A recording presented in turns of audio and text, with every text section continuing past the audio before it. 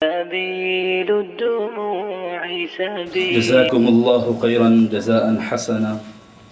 گرامی قدر سامعین گرامی، ہم اپنے اس تقریب کی ایک آخری کڑی کو مکمل کر اس تقریب کو کامیاب بنانے کی کوشش کے لیے ہماری اس بزم کے مقرر خصوصی مدرسہ حاضہ کے استاذ محترم حافظ سید عتیق احمد صاحب اطال اللہ عمرہ کہ آپ جناب والا تشریف لائیں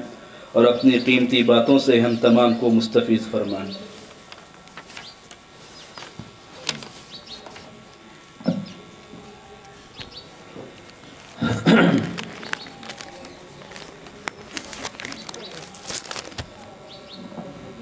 الحمدللہ وکفى وسلام على عباده الذین اصطفى، اما بعد۔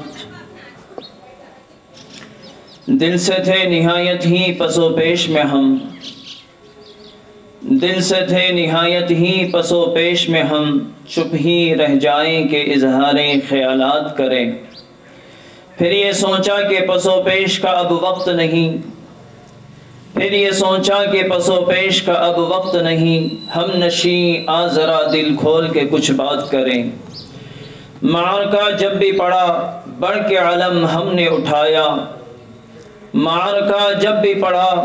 بڑھ کے علم ہم نے اٹھایا، تم رہے قافلے میں قافلہ سالار ہم رہے۔ ہم نے تعمیر کیا تیرے لیے لال قلعہ،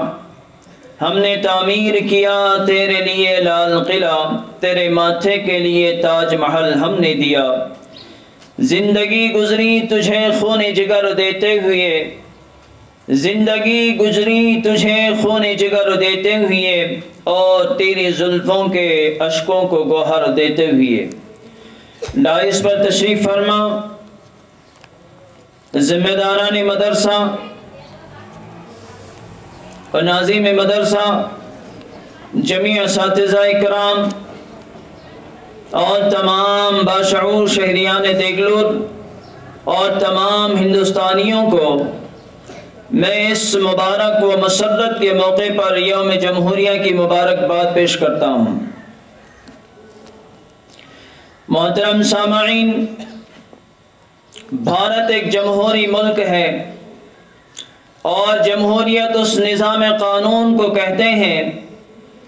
جس میں ہر فرد، ہر باشندے کو اپنے مذہب، اپنے عقائد، اپنے تمدن، اپنی ثقافتی افکار و نظریات پر عمل کی اجازت ہے۔ ہمارا ملک قانونی طور سے جمہوری ملک ہے اور جمہوریت کا حامل ہے۔ آئین کی دفعہ ہمیں اس بات کی اجازت دیتی ہے یہاں پر ہر شخص اپنے عقائد، اپنے افکار اور اپنے خیالات پر نہ صرف عمل ہی بلکہ اس کی ترویج و اشاعت، اس کی دعوت و تبلیغ کی مکمل اجازت دیتی ہے۔ محترم سامعین، ہمارا ملک جمہوری ملک ہے، اور حکومتیں اس ملک کی اور عوام کی نگہبان ہوتی ہیں۔ خصوصاً جمہوری نظام میں یہ عوام کے نمائندے کی حیثیت رکھتے ہیں۔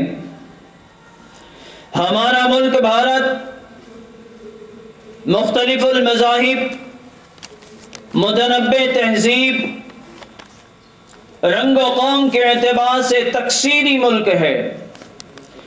تکثیریت میں وحدت اس کی شناخت رہی ہے۔ اسی خصوصیت کے ساتھ تمام دنیا کے اندر جمہوری ملک کے نام سے مشہور ہے۔ اس کی معاشی، اس کی سماجی، اس کی اقتصادی اور اس کی سیاسی ترقی کا سورج اسی وحدت کی بنیاد پر عروج پر رواں دواں رہا ہے۔ امن کے فاختاؤں نے یہاں پر اپنے آشیانے بنائے، خوشحالی نے یہاں پر خیمہ زن ہوئی، اخوت و محبت کی قمریاں نغمہ سرا ہوئی، سلامتی اور امن کی بہاروں نے یہاں پر عروج پایا۔ محترم حضرات، مگر چند سالوں سے اخوت و محبت کے گلشن ویران ہو گئے، رواداری ربط و تعلق کے پرندے ہجرت کر گئے۔ ایک انتہا پسند فرقہ پرست جماعت کی ہمیشہ سے یہ کوشش رہی ہے کہ ملک و مذہب و تمدن کے حوالے سے یکسانیت پر لایا جائے، اور جبراً ایک سانچے، ایک نظریے میں ملک کو ڈھالا جائے۔ ہم انہیں یہ بتا دینا چاہتے ہیں، ہم آگاہ کر دینا چاہتے ہیں انہیں کہ جس طریقے سے تم اس ملک سے محبت کا دعویٰ کرتے ہو، جس طریقے سے تم کہتے ہو کہ یہ ہمارا ملک ہے، سن لو، ہم بھی 100% اس ملک سے محبت کے کرنے والے ہیں، اور یہ ہمارا اپنا ملک ہے، ہم ہی نے اسے خون جگر دے کر سینچا ہے، اور ہم ہی نے اس کے لیے اپنی جانوں کے نذرانے سب سے پہلے پیش کیے ہیں۔ مسلمانوں کو یوں تو اس ملک کی آزادی اس لیے بھی عزیز ہے، اور اس ملک کی سلامتی اس لیے بھی عزیز ہے کہ انہوں نے 1000 برس سے زائد عرصہ اس ملک کے لیے اور اس ملک کی تعمیر و ترقی کے لیے، اس ملک کے اندر ترقی کی بہانے لانے کے لیے 1000 سے زائد عرصے تک اپنی بہترین صلاحیتوں کو صرف کیا اور لگایا ہے۔ محترم سامعین، پھر باہر سے حملہ آور جماعت نے اقتدار ہمیں سے چھینا تھا، اور قدرتی طور پر اس ملک کی آزادی کے لیے اور اس ملک کی ترقی کے لیے 100 برس سے زائد عرصہ تنہا ہمیں میدان جنگ کے اندر رہے ہیں۔ کوئی دوسرا مائکہ لال میدان جنگ کے اندر نہیں تھا سوائے مسلمانوں کے۔ 1757 عیسوی سے لے کر 1754 عیسوی سے لے کر 1857 عیسوی تک تنہا مسلمان میدان جنگ کے اندر اس ملک کی آزادی اور ترقی اور تعمیر کے لیے لڑتا رہا۔ ایسی روشن تاریخ رکھنے والی قوم کے متعلق آج فرقہ پرست تنظیمیں، آج فرقہ پرست جماعتیں شکوک و شبہات کے اندر مبتلا ہیں، اور وہ ایسی روشن تاریخ رکھنے والی قوم کو ملک بدر کرنے کی بات کر رہے ہیں۔ ہم انہیں آگاہ کر دینا چاہتے ہیں کہ یہ تمہاری ناانصافی ہے اور خام خیالی ہے، یہ تمہاری خام خیالی ہے۔ تم اپنے ذہن کے اندر اس بات کو پال رہے ہو، لیکن یہ ممکن نہیں ہو سکتا۔ وقت کم ہے، آج سے تقریباً 76 سال پہلے قائد ملت، مجاہد ملت، ہمارے قائد حضرت مولانا حفظ الرحمان سیوہاروی رحمت اللہ علیہ نے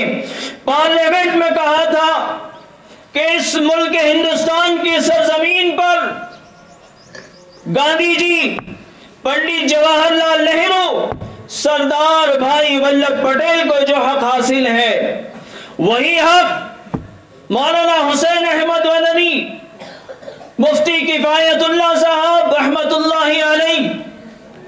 مولانا ابوالکلام آزاد، مولانا حفظ الرحمان کو بھی وہی حق حاصل ہے، اور اس سے اس کا یہ حق کوئی چھین نہیں سکتا۔ انہی بڑوں کی اتباع کرتے ہوئے، انہی بڑوں کی بڑی بات کو سامنے رکھتے ہوئے یہ ناتواں بندہ مدرسے عربیہ ترتیل القرآن کے اسٹیج سے بھی ہمارے ملک کے وزیر اعظم نریندر مودی اور ہمارے ملک کے وزیر داخلہ امیت شاہ اور RSS چیف موہن بھاگوت جی کو جو حق حاصل ہے، وہی حق حاصل کشمیر سے لے کر کنیا کماری تک رہنے والے ہر عبداللہ اور عبد الرحمان کو وہ حق حاصل ہے، اس سے اس کا حق کوئی چھین نہیں سکتا ہے۔ محترم سامعین، آج ہم یوم جمہوریہ کیوں مناتے ہیں؟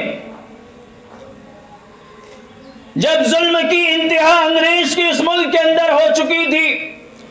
اور یوں محسوس ہو رہا تھا کہ بھارت کا سورج غروب ہو جائے گا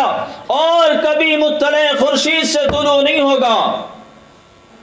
انگریزوں نے ہندوستان کی اینٹ سے اینٹ بجا دی تھی، یہاں کے لاکھوں کروڑوں معصوم بے گناہوں کو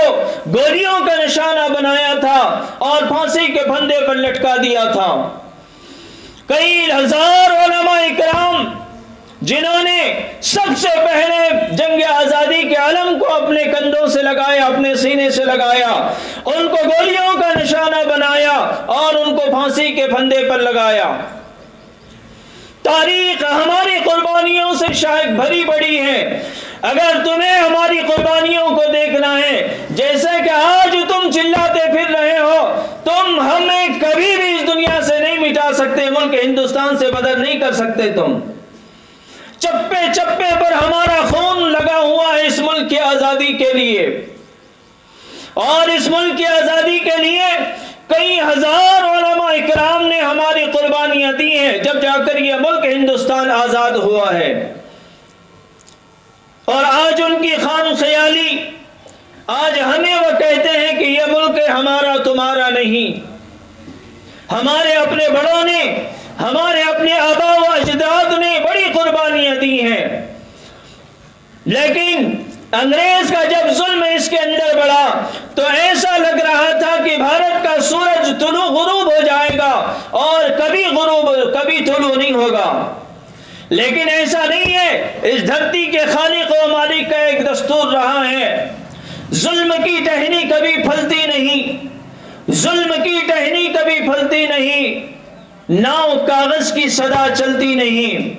چنانچہ ہندو مسلم ایکتا و اکھنڈتا، اتحاد و اتفاق کے نتیجے میں ہندوستان کا پخت بیدار ہوا۔ ٹیپو سلطان شہید، حضرت شاہ اسماعیل شہید رحمت اللہ علیہ، اور بہادر شاہ ظفر، حضرت مولانا شاہ عبد العزیز محدث دہلوی رحمت اللہ علیہ، گاندھی جی، پنڈت جواہر لال نہرو، ڈاکٹر بھیم راؤ امبیڈکر، سردار ولبھ بھائی پٹیل، ان جیسے لاکھوں ہزاروں رہنماؤں کی موجودگی میں اور ان کے جھنڈے تلے کئی لوگوں نے، ہندوستانیوں نے اپنی جانوں کا نذرانہ خوب پیش کیا اور جام شہادت کو نوش کیا۔ کئی لاکھ لوگوں نے گولیوں کا اپنے آپ کو گولیوں سے چھلنی کیا، اور آخرکار انگریز کی اینٹ سے اینٹ بجا دی اور ان کے سپہ سالاروں کے دانت کھٹے کر دیے۔ لیکن محترم سامعین، جب ہم کو آزادی ملی تو آزادی سے پہلے تک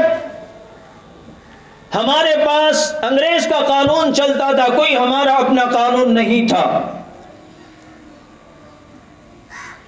اور ہمارے اس ملک کو ترقی ملے، ہمارے اس ملک کے ہر باشندے کو اس کا حق ملے، ہمارے اس ملک کا ہر باشندہ امن و سکون کے ساتھ اپنی چین بھری زندگی گزار سکے، اس کے لیے قانون کی ضرورت تھی، اس کے لیے ایک مسودے کی ضرورت تھی۔ تو اس کے لیے کمیٹی بنائی گئی، کمیٹی تشکیل دی گئی، جس کے چیئرمین ڈاکٹر راجندر پرساد بنے، اور جس کی صدارت، جیسے کہ ابھی ہم سن چکے ہیں، بھارت رتن ڈاکٹر بھیم راؤ امبیڈکر جی جو اس کے صدر بنے، اور ان لوگوں کی موجودگی کے اندر 292 یا 98 لوگوں کی ایک کمیٹی بنائی گئی، اور اس کمیٹی نے ایک مسودہ حزب تنصیف اضافے کے بعد ایک مسودہ تیار کیا، اور وہ مسودہ 26 جنوری 1950 عیسوی کو اس ملک کے اندر لاگو کیا گیا۔ تبھی سے ہم یوم جمہوریہ کا جشن مناتے ہیں، اور یوم جمہوریہ ہمارے ملک کے اندر ایک قانون کا مسودہ تیار ہو کر ہم پر لاگو کیا گیا، اور اس روز سے ہم 26 جنوری کا جشن مناتے ہیں، یوم جمہوریہ کا جشن مناتے ہیں۔ آئیے پھر سے آخر میں یوم جمہوریہ کی تمام ہندوستانیوں کو اس مدرسے عربیہ ترتیل القرآن کے اسٹیج سے مبارکباد پیش کرتا ہوں اور اپنی بات کو یہیں پہ ختم کرنا چاہتا ہوں۔ وما علینا الا البلاغ۔